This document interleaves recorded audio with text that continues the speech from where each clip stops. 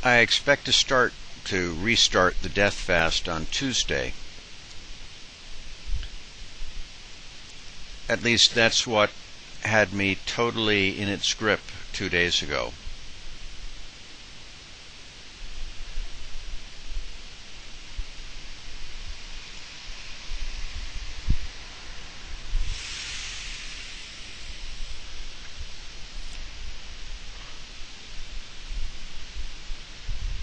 Probably no one's more aware than I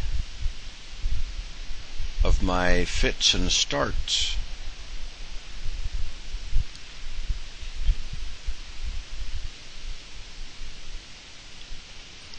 The way I understand it, if my child were pinned under a car and there was no one to help me get the car off, I'd fight with my very being to get that car off. But I'd grab it one way and try, and if that didn't work, I'd grab it another way. I'd constantly be going for a different hold on the problem, yearning with every atom in my body to find a way to get the car off.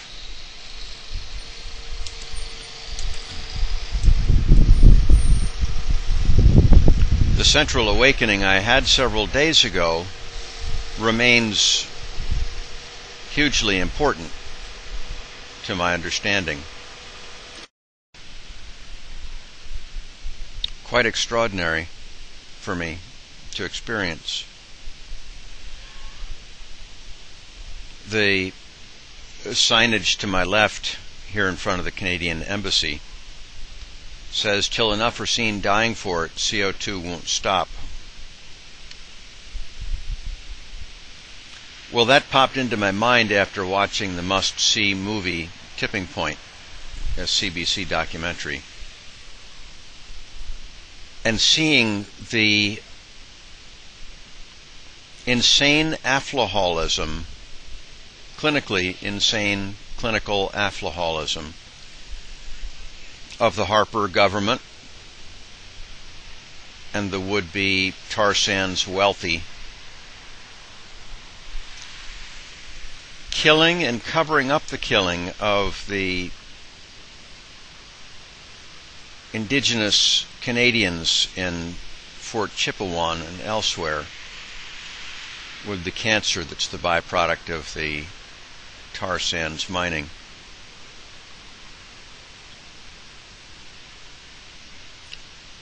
And it just hit me and remains clear.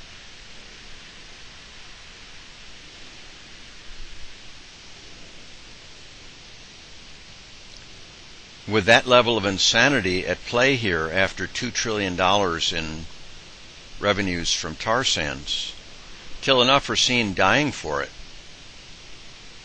enough bystanders won't be awakened to stop these crazies.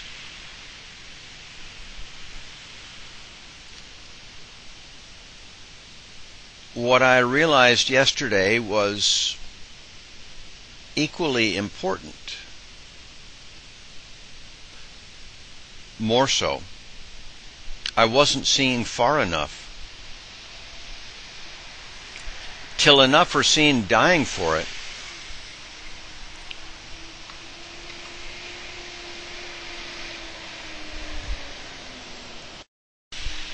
we clinically, insanely affluholic, older brothers, older sisters, mothers, fathers, aunts, uncles, grandmothers, grandfathers, until we see enough dying for it, we won't wake up and stop global warming.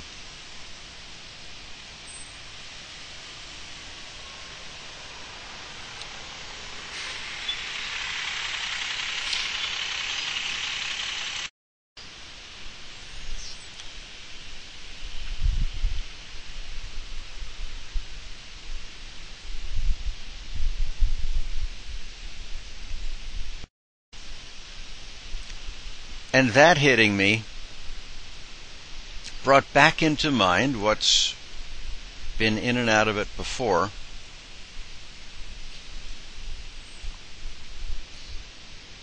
The people like Stephen Biko in South Africa that began standing up as human beings should in apartheid South Africa back in the 1960s and being killed for it. And on into the 70s when Biko was brutally killed for it. And then the 80s. And that what they were doing was waking up not so much the apartheid government and the purveyors thereof,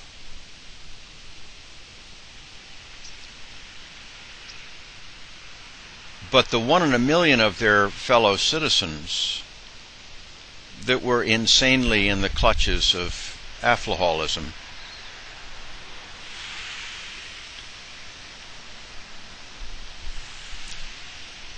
So I wasn't seeing nearly deeply enough into the problem, and when I did, I need to resume the death fast.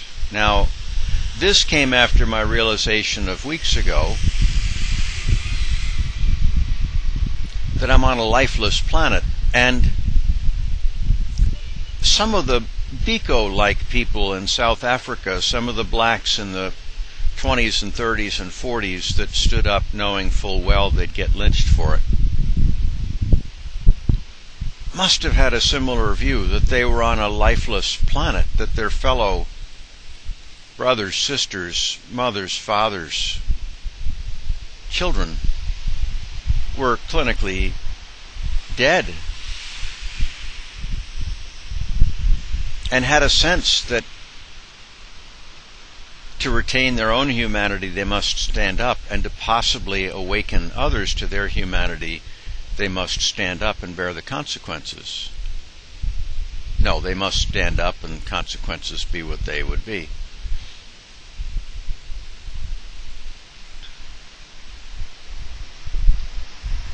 And at that point, I was happily sure that I had found my footing again and was to go on death fast. Now, one other thing was happening at the same time. I was listening to an audio version of Dr. James Hansen, Actionable Essentials, one of the books on my sites.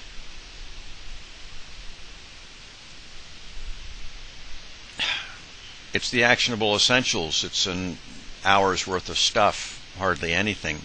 But in listening when I walk to get food out of garbage cans or wherever,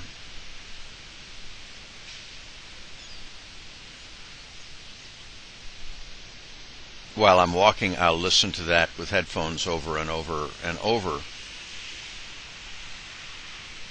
And what I've been searching for, I realized, was right before my eyes. What I've been searching for is how to distill the infinitely complex details of global warming, the environmental science, the technology, the politics,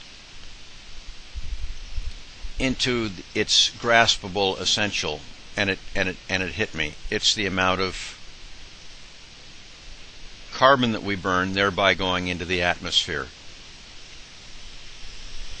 Yes, it relates to parts per million in the atmosphere, but that's one step too removed from where we humans are.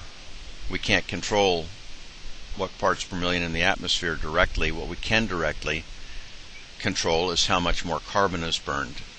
And I'll be writing and speaking of this more, but essentially we're at 390 parts per million, and Dr. Hansen,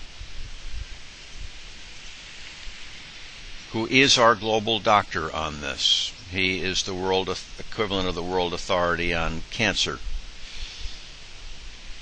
that you'd pay anything to get your loved one treated by or get counsel from.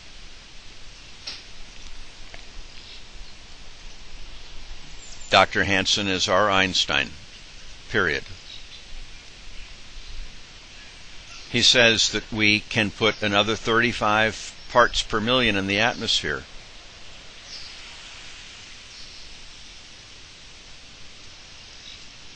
And if we go over that, it's unstoppable Armageddon for the next 200 billion kids.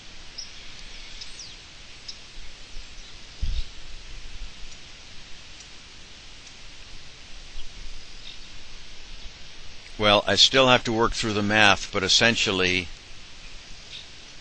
every 2 billion tons of carbon we burn a year, and currently we're burning 8.5,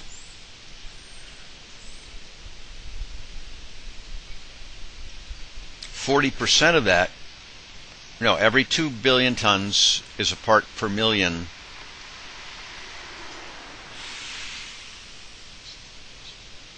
%60 of that gets gobbled up by trees, the ocean, land, soil,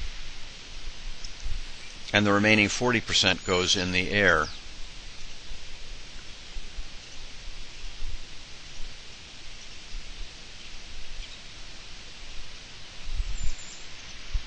So currently burning 8.59 billion tons per year as a species, 20% of which is from deforestation.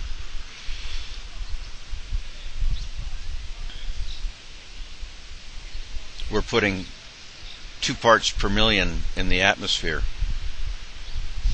which means that in 17 years we will have put up 100% of what we can put up there, and our children still have a future. 17 years. Well, obviously we can't do that. No, obviously we're doing it. But if we let it continue, so from there comes the information we need on how quickly we need to reduce this. And Hansen says that, quite correctly, that near exactly the amount of coal that we burn per year as a species is the amount we have to reduce between now and 2030. And that coal, it's much more likely we can use our U.S. leverage to stop our own coal by 2022 roughly, and leverage the rest of the world than to get Russia, for example, to stop selling its natural gas and oil. So anyway, that came into clarity as well 2 days ago. And I thought, aha, this study I've been doing, I don't need to continue this. I mean, I'd like to.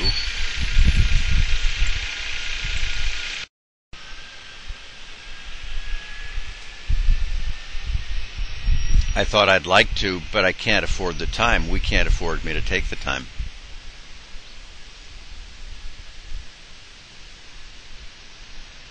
Death fast.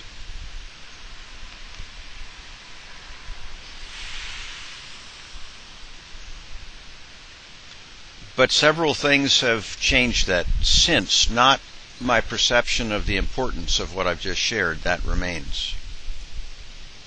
But they've come in alongside.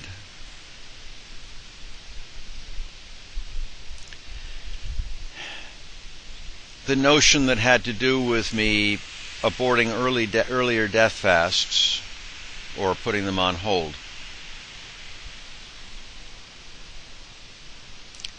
That, as I've known, there are different ways of dying for it, and therefore being seen dying for it.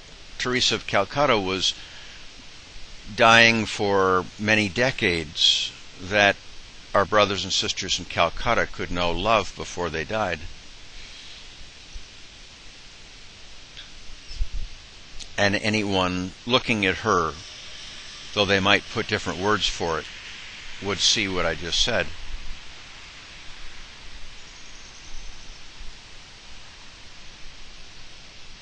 And thereby have some of their own humanity awakened.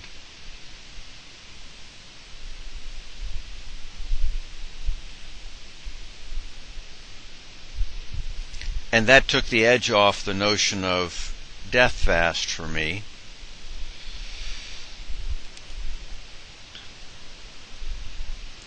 a renewed sense of the void, of the vacuum, the total leadership vacuum, total leadership vacuum on this issue. McKibben, Rome,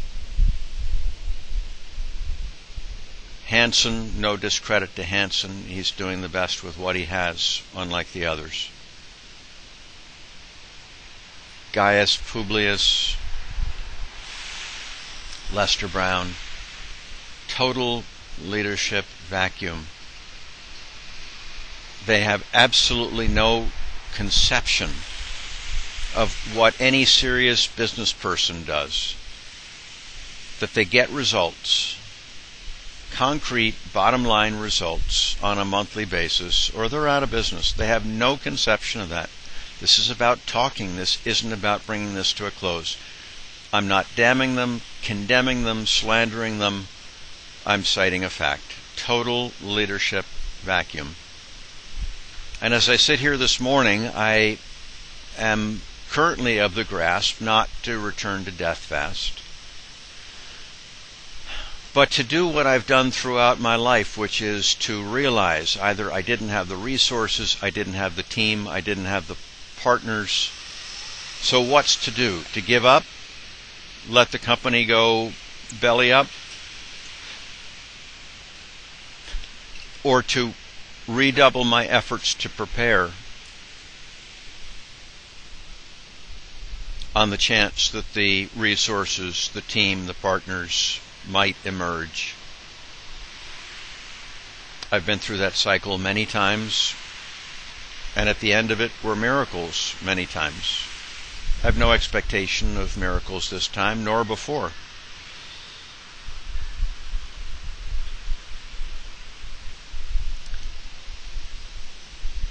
But I have a clarity that I feel called to try and become that which fills that leadership vacuum. I have this, and to do it from as arduous a perch, as high leverage a perch as I can find, which seems to be here in front of the Canadian Embassy 22 hours a day.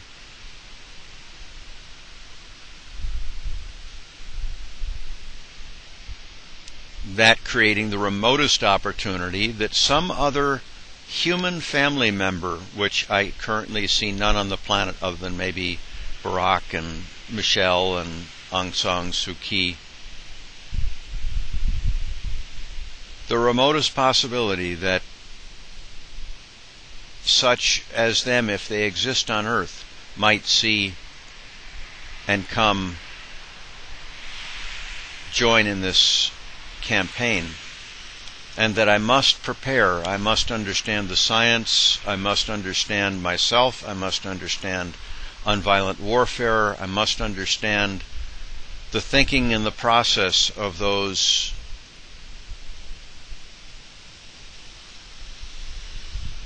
dark-skinned brothers and sisters that stood up here in the States in the 20s, 30s, 40s, knowing full well they'd be lynched for it. Of those killed by the South African government in the 60s, 70s, 80s. I must understand them, their mindset, their strategic thinking better, such that if brothers and sisters exist and somehow I come together with them, I'm prepared to provide what they otherwise are unlikely to find or would have to divert precious time to develop.